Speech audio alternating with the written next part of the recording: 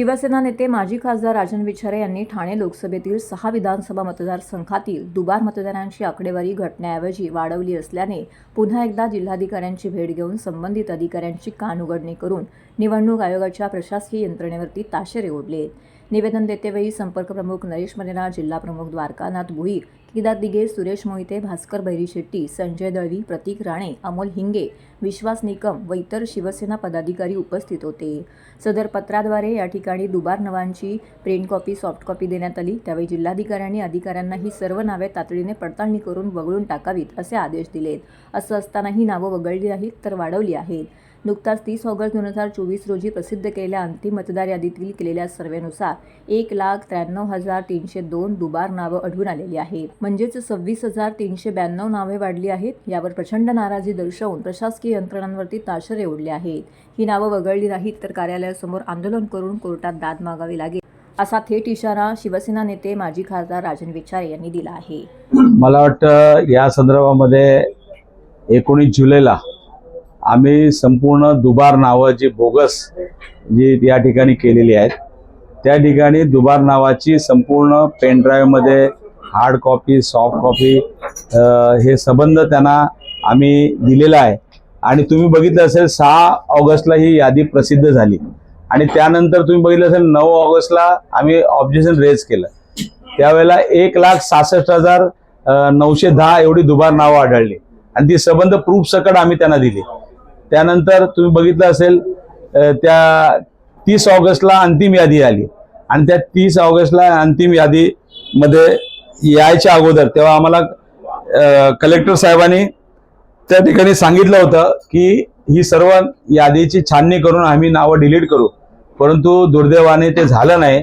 आणि 30 ऑगस्टला अंतिम यादी प्रसिद्ध झाल्यानंतर आम्ही लगेच 23 सप्टेंबरला या ठिकाणी संबंध त्या एरियात जाऊन ती यादी चेक करून ही दुबार नावं किती आहेत ती जवळजवळ 1,93,302 या ठिकाणी एवढी दुबार नावं आम्हाला आढळली आणि ती संबंध पेन ड्राईव्ह सकट आम्ही त्यांना दिलेले आहे.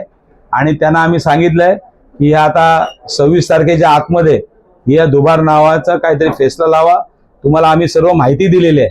उदाहरणार्थ सोलापूरमध्ये माणूस राहतोय तो आणि त्याचं नाव टिकूजीने वाढीला आहे. म्हणजे हा कशा पद्धतीने हे कामकाज चालू आहे याचं जिवंत उदाहरण आहे. आणि या संदर्भामध्ये आयुक्त साहेबांना सांगितलं की याची गंभीर दखल घ्या, नाही तर तुमच्या दालनात आम्हाला येऊन बसावं लागेल आणि कोर्टात जावं लागेल. शेवटचा मार्ग तोच आहे. परंतु या जनतेने सुद्धा या ठिकाणी सतर्क राहावं की तुमची नावं सुद्धा वगळण्याचा या ठिकाणी जे मतदार आहेत ते केलेले आहे. कारण सिनेटच्या निवडणुकीला सुद्धा या ठिकाणी 1,20,000 नावं नोंदवली होती, परंतु आज जवळजवळ 13,000च नावं त्या ठिकाणी बाकी आहे.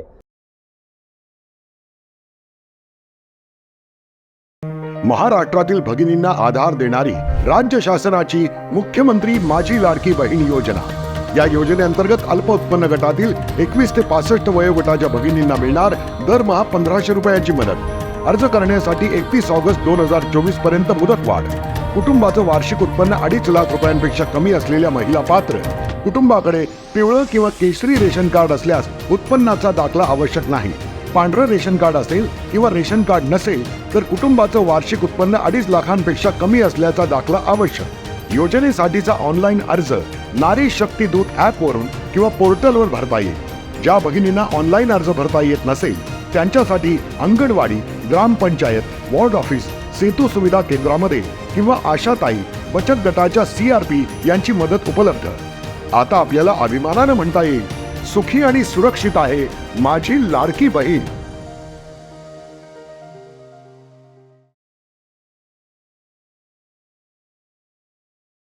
मुंबई एक्सप्रेस वे लगत दुसरा द्रुतगती मार्ग उभारण्याचा निर्णय महायुती सरकारनं घेतला आहे. अंतिम मंजुरीसाठी केंद्रीय रस्ते परिवहन मंत्रालयाकडे हा निर्णय पाठवला गेला आहे. मुंबईहून पुण्याला जलद पोहोचण्यासाठी यशवंतराव चव्हाण द्रुतगती मार्ग आहे. खालापूरहून तो पुढे खंडाळा मार्गे पुणे शहराच्या बाह्य सीमारेषेवरती येतो. मात्र आता लवकरच या महामार्गाच्या जवळ दुसरा द्रुतगती महामार्ग उभारला जाणार आहे. यामुळे वाहतूक कोंडी समस्या सुटणार आहे. यामुळे पुणे ते मुंबई केवळ 2 तासात प्रवास करता येणार आहे. हा नवा द्रुतगती महामार्ग मुंबई बँगलोर असा असला तरी त्याची सुरुवात JNPA अर्थात जवाहरलाल नेहरू बंदर प्राधिकरणापासून सुरू होणार आहे. वेगवान प्रवास, वेगवान सरकार. मुंबई पुणे एक्सप्रेसवेलगत दुसरा द्रुतगती मार्ग उभारण्याचा निर्णय महायुती सरकारनं घेतलाय. अंतिम मंजुरीसाठी केंद्रीय रस्ते परिवहन मंत्रालयाकडे हा निर्णय पाठवला गेलाय. मुंबईहून पुण्याला जलद पोहोचण्यासाठी यशवंतराव चव्हाण द्रुतगती मार्ग आहे. खालापूरहून तो पुढे खंडाळा मार्ग पुणे शहराच्या बाह्य सीमारेषेवर येतो. मात्र आता लवकरच या महामार्गाच्या जवळ दुसरा द्रुतगती मार्ग उभारला जाणार आहे. यामुळे वाहतूक कोंडी समस्या सुटणार आहे. यामुळे पुणे ते मुंबई केवळ 2 तासात प्रवास करता येणार आहे. हा नवा द्रुतगती महामार्ग मुंबई बेंगलोर असा असला तरी त्याची सुरुवात JNPA अर्थात जवाहरलाल नेहरू बंदर प्राधिकरणापासून सुरू होणार आहे.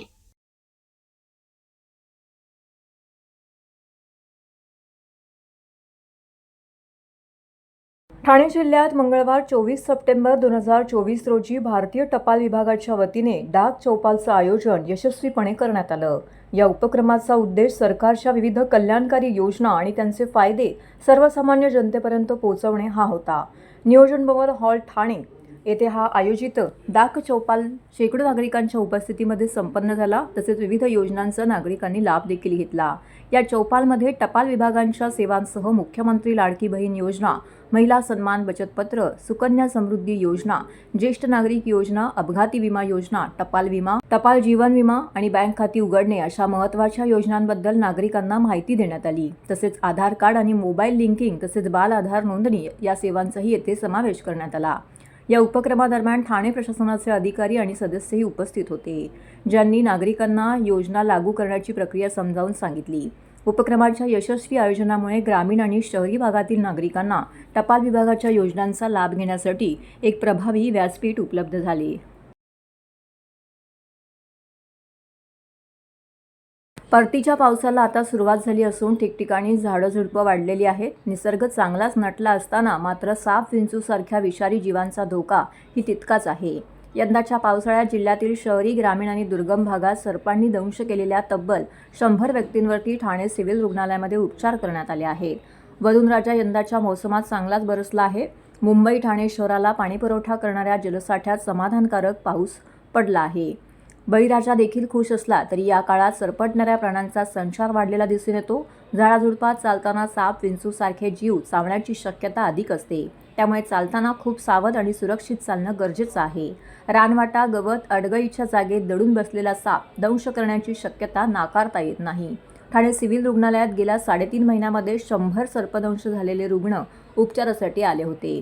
ठाणे जिल्ह्यात मण्यार, घोणस, नाग आणि फुरसे हे 4 प्रामुख्याने विषारी साप आढळतात. यामध्ये मण्यार साप सर्वाधिक विषारी असून हा साप चावल्याने वेळेत उपचार मिळणं गरजेचं आहे, अन्यथा रुग्णाचा मृत्यूचा धोका वाढतो. गेल्या काही दिवसांमध्ये मण्यार आणि घोणस साप चावल्याचे रुग्ण उपचारासाठी ठाण्यातील सिव्हिल रुग्णालयामध्ये आले होते. मुख्यतः पावसाळा चालूच आहे, सापाचे बिळ वगैरे बंद होतात. उजवली ह्या गोष्टी जून जुलैमध्ये जास्त घडतात. परंतु आता गवत वाढलेलं आहे, लोक शेतासाठी कामासाठी शेतात जातात किंवा बाकी ठिकाणी फिरतात आणि गवत वाढल्यामुळे काही गोष्टी लक्षात येत नाही. आपल्याकडे मुख्यत्वे मण्यार, घोणस, नाग आणि फुरसे हे 4 प्रकारचे विषारी साप दिसतात. सगळ्यात जास्त जर असेल तर घोणस हा साप आपल्याकडे बऱ्यापैकी जास्त चावताना दिसतोय. घोणस आणि अजगरमध्ये साम्यता दिसते. लोकांना बऱ्याच वेळी अजगर किंवा धामण वाटते आणि तिथे गफलत होते. तर आपण ठाण्याच्या पेरीफेरीला जर बघितलं तर बरेच आपल्याकडे जो मुरबाड एरिया असेल, कसारा असेल, शहापूर असेल किंवा भिवंडी ग्रामीण असेल किंवा शहरात पण आता काही बऱ्याच अंशी शहरातले पेशंट स्नेक बाईटचे आपल्याकडे आलेत. ठाण्यातमधनं आलेत, सिटीमधनं, मीरा भाईंदरमधनं आलेत, उल्हासनगरमधनं आलेत. ते इथे शापाचं वास्तव्य सगळीकडेच आहे. परंतु चावल्यानंतर इमिजिएटली लोकांनी बाकी काही न करता सरकारी हॉस्पिटलमध्ये जायला पाहिजे. जेवढे सरकारी हॉस्पिटल्स आहेत ते महानगरपालिकेचे असो किंवा राज्य आरोग्य यंत्रणेचे असो, सगळ्याकडे स्नेक बाईटचे जे अँटी स्नेक बाईट व्हेनम जे आहे ASV ते सगळीकडे अवेलेबल आहे आणि त्याचे जे ट्रीटमेंटचं जे काही मेडिसिन लागतात ते अवेलेबल आहे. आपण ठाण्यामधनं बऱ्याच पेरीफेरीवरून रेफरन्स पेशंट वगैरे येतात. आपल्याकडे व्हेंटिलेटरपासून त्याची सगळी व्यवस्था केलेली आहे.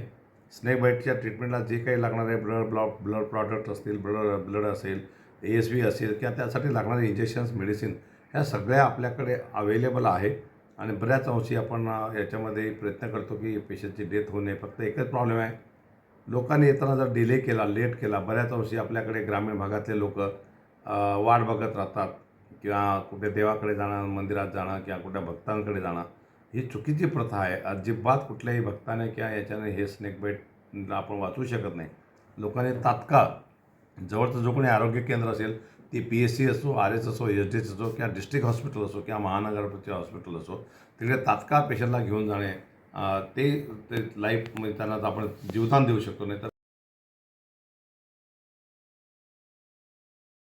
महाराष्ट्रासह संपूर्ण देशात संतापाची लाट निर्माण करणाऱ्या बदलापूर येथील शाळेतील 2 लहानग्या मुलींच्या अत्याचार प्रकरणातील आरोपी अक्षय शिंदे हा पोलिसांनी स्वसंरक्षणासाठी केलेल्या गोळीबारात ठार झाला. तुरुंगातून पोलीस कोठडी नेण्यात येत असताना त्याने पोलिसांकडून बंदूक हिसकावून गोळीबार केला. यात एक पोलीस अधिकारी जखमी झाला. पोलिसांनी स्वसंरक्षणासाठी केलेल्या गोळीबारात अक्षय जखमी झाला. त्यानंतर त्याला तातडीने कळवा रुग्णालयामध्ये नेण्यात आले, मात्र डॉक्टरांनी त्याला मृत घोषित केला आहे. ठाणे पोलीस आयुक्तालयाच्या हद्दीत घडलेल्या या प्रकरणानंतर राजकीय प्रतिक्रिया देखील येत आहेत. बदलापूर घटनेनंतर चौकशीत अक्षय शिंदे अन्य 2 गुन्हे दाखल करण्यात आले. यापैकी एका गुन्ह्यात न्यायालयाने त्याला पोलीस कोठडी दिली होती. त्यानुसार बदलापूर पोलीस त्याचा ताबा घेण्यासाठी तळोजा तुरुंगामध्ये गेले होते. अक्षय शिंदेला तुरुंगातून ताब्यात घेऊन जात असताना त्याच्या शेजारी बसलेल्या पोलीस अधिकाऱ्यांची बंदूक हिसकावून घेतली आणि त्याने स्वतःवर गोळी झाडून घेतली. त्याला रोखण्याचा प्रयत्न करत असताना सहाय्यक पोलीस निरीक्षक निलेश मोरे हे देखील गंभीर जखमी झाले. त्यांच्यावरती ज्युपिटर रुग्णालयामध्ये उपचार सुरू आहेत. उपमुख्यमंत्री आणि गृहमंत्री देवेंद्र फडणवीस यांनी या घटनेची तातडीने चौकशी करण्याचे आदेश दिले आहेत. फडणवीस यांनी अक्षय शिंदेचा मृत्यू झाल्याच्या वृत्ताला दुजोरा दिला आहे. या आरोपीला फाशी देण्याची मागणी करणारे विरोधक पोलिसांनी स्वसंरक्षणासाठी गोळ्या झाडल्या म्हणून आरोपीची बाजू घेत असून ते निंदनीय आहेत, असे मुख्यमंत्री एकनाथ शिंदे म्हणाले. पडलोय घरी पोचता मला 1 तास लागलं ट्रॅफिक मध्ये. घरी असं पोचलं रस्त्यामध्येच, म्हणजे भाऊ आहे आपला, भाऊ आहे, त्याला आम्हाला सोडला. तो आम्ही स्टेशन चाललो होतो. स्टेशनला असं 10 मिनिटं, असं 5 का 10 मिनिटं स्टेशनला पोहोचायला आम्हाला. तेवढाच फोन आला त्याचा, म्हणतो भाऊ असं घटना झाल्या म्हणून आपल्या पोरासंग. मग आम्ही इथं झालो. मग त्यानंतर इकडे आलो आम्ही. आज चुकीचा गोष्ट आहे सर. त्याला आपला फटाकडे वाजवता येत नाही, गाडी चालवता येत नाही. तो काय की बंदूक घेऊन मारन. फटाकडे नाही वाजवत, पोरगा गाडी नाही चालवत, तो पोरगा एवढा मोठा बंदूक घेऊन तो मारणार म्हणून असं वाटेल. काय म्हणणे सर, हा? तुम्ही त्याचा केस झालाय, तुम्ही ते निकाल केलाय का, पूर्ण झालाय का तुमचं? करा, दाखवा ना तुम्ही. दाखवा. या पोराने असं कोर्टामध्ये जाऊन जे समोर ते काय दाखवलं नाही. केलं तरी पण आम्ही चाललं असतं, आम्ही बोललो असतो बाबा. चुकी असतं, त्याचा गुन्हा केला असता, फाशी दिला चालला असता आम्हाला. हे सगळं गुपित त्याच्यातच लपलंय. अक्षय शिंदेंनाच आपटेबद्दल जास्त माहिती आहे आणि म्हणून केस घ्यायलाही उशीर केला. ते होते म्हणूनच आता इथपर्यंत वाचले. पण कांबळे असते ते एवढा मारून झोडून पुचवून टाकले असते त्यांना. ते आपटे, ते पण कुठल्या संघटनेचे. आम्ही कोणाचीही बाजू घेत नाही. कायद्याची बूज राखली पाहिजे की नाही. मुख्यमंत्री महोदय, आमची इच्छा आहे त्याला फाशीच व्हावी. प्रत्येक बलात्कार्याला फाशीच व्हावी. फाशीचा एक मार्ग आहे काय. तुम्ही फास्ट कोर्ट अनाऊन्स केलं असतं, स्पेशल कोर्ट अनाऊन्स केलं असतं, 90 दिवसात त्याचा निकाल दिला असता, तर सगळं साध्य झालं असतं. हा उत्तर प्रदेश आणि बिहार सारखा न्याय कुठनं आणताय तुम्ही. महाराष्ट्र हे कायद्याचं राज्य आहे. कायद्याची भीती येते लोकांना. तुम्ही हे असलं करून कायद्याचे 12 वाजवता. त्याच्यात निष्कारण पोलीस बदनाम होत आहेत. पोलीस केस दाबण्याचा प्रयत्न करतायत. कशासाठी? तर राजकीय काही अणुबॉम्ब स्फोट होऊ नये म्हणून तुम्ही हे सगळं करून आणलंय. असं लोकांच्या मनात संशय आहे. ते जोपर्यंत तुमच्या ताब्यात येत नाही तोपर्यंत अक्षय शिंदे हा तुमचा महत्वाचा साक्षीदार आहे. अरे बेड्या घातलेला माणूस रिव्हॉल्वर दुसऱ्याचे खेचू कसे. बेड्या आहेत दोन्ही हातात, अशा बेड्या. तो कसा काय खेचणार आणि तो फायर कसा करणार. त्याच्या डोक्यात गोळी आहे. जे काय आता मला समजतंय त्याच्या डोक्यात गोळी घातली आहे. मला असं वाटतं की ज्या माणसाने ज्या पद्धतीचं कृत्य केलं होतं आणि त्याच्यामुळे संपूर्ण महाराष्ट्रात नव्हे तर देशात त्या माणसाबद्दल प्रचंड चीड होती. आणि त्याच्यानंतर आज त्यांनी पुन्हा जे कृत्य केलं, आमच्या पोलीस बांधवांवर हात टाकण्याचा आणि गोळी बंदूक खेचण्याचा प्रयत्न केला, ते निंदनीय आहे. मला असं वाटतं की जे झालं ते योग्य झालं. आणि ज्या पद्धतीने ज्या माणसाने 3 वर्षाच्या 4 वर्षाच्या मुलीवर हात टाकताना मागे पुढे पाहिलं नाही. मी आधी माझ्या बाईकमध्ये म्हटलं होतं की आमचं सरकार असतं तर यांचं एन्काउंटर केलं असतं, परंतु मला वाटतं की त्याने स्वतःच ती बंदूक खेचून स्वतःच्या पायावर दगड मारून घेतली आणि त्यातून घडलेली ती घटना आहे. झालेली घटना योग्य आहे आणि आम्ही त्याचं समर्थन करतो. सन्माननीय शर्मिला वहिनी यांनी दोन्ही पोलीसवाल्यांना 51,000 रुपयाचं पारितोषिक जाहीर केलेलं आहे.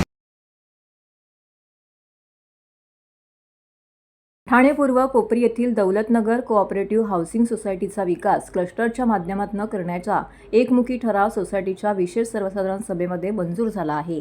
क्लस्टर विकासामुळे सभासदांना प्रशस्त घर, उद्यान, जॉगिंग ट्रॅक, अंतर्गत रस्ते, पार्किंग, स्विमिंग पूल इत्यादी सुविधा उपलब्ध होणार आहेत. मात्र काही विघ्नसंतोषी मूढभर सभासदांनी स्वार्थासाठी कांगावा करत विकासाविरोधात भूमिका घेतली आहे. या अपप्रचाराला उर्वरित 200 सदस्य बळी पडले नाहीत आणि परवडणार नाहीत असे स्पष्टीकरण एका पत्रकार परिषदेत कार्यकारी मंडळाने दिले आहे.